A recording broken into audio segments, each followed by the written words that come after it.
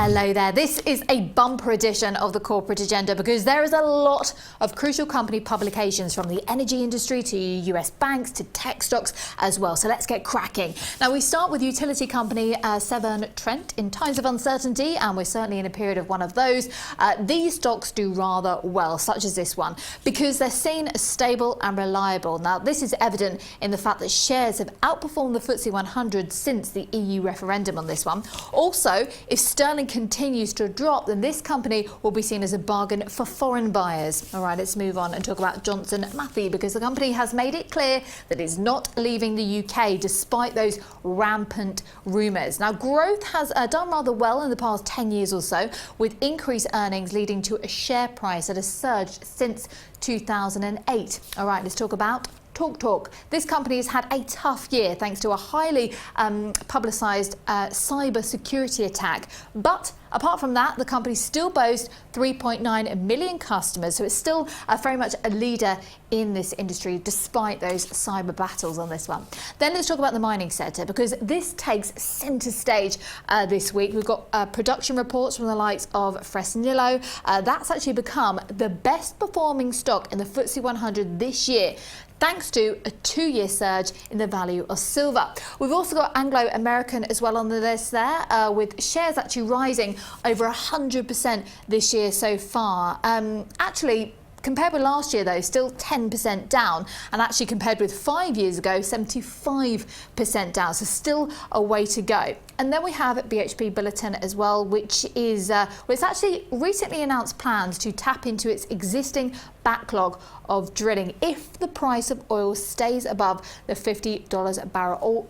Obviously a crucial element in all of this. Now this would be good news for the overall industry sector after 18 months really of languishing in this low oil environment. All right, let's talk about European earnings, because we have chip manufacturer, it's ASML on the list there, which provides equipment to the likes of Intel and Samsung. It's also recently agreed to buy the Taiwan-based patent company, it's called Hermes Microvision, for about $3 billion. All right, let's move on and talk about some US stocks, because there's plenty of those.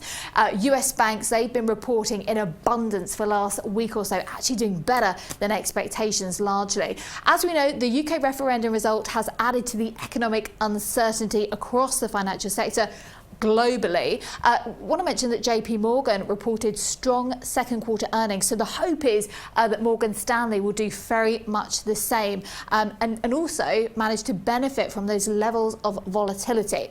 Now the bank is down about 20% so far this year, but has gained in recent sessions. We've also got American Express on the list as well. It's recently passed the Fed test, their stress tests with flying colours actually. Halliburton as well is on the list. It provides machinery to the oil industry, so a recent resurgence in shale gas production is certainly a boost for this one. Online retailer eBay, I'm sure you've heard of this one. It's still in the process of reviving its platform after it split from PayPal. That was really just about exactly a year ago now.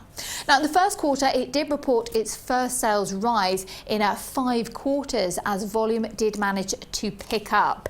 Let's talk about Intel then. We've also got that one on the list as well, the chip maker there.